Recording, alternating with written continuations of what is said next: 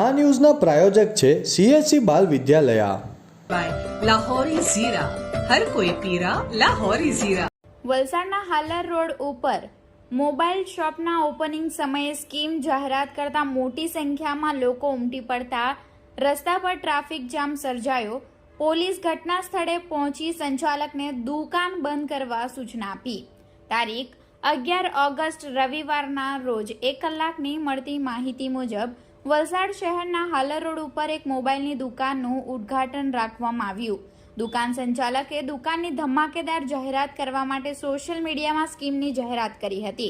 દુકાનના ઉદ્ઘાટનના દિવસે મોટી સંખ્યામાં વલસાડ શહેરના લોકો સ્કીમનો લાભ લેવા આવી પહોંચ્યા હતા.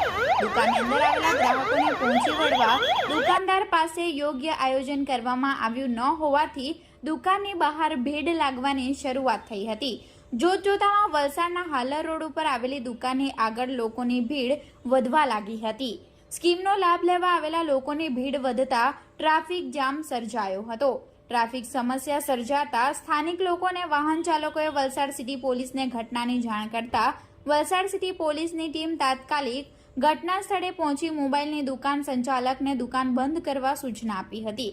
વલસાડ સિટી પોલીસે દુકાનની બહાર ઉભેલા લોકોને તેમના ઘરે જવા સૂચના આપી દુકાન બંધ કરાવી હાલર રોડ ઉપર ટ્રાફિક સમસ્યા નિવારવાનો પ્રયાસ હાથ ધર્યો હતો.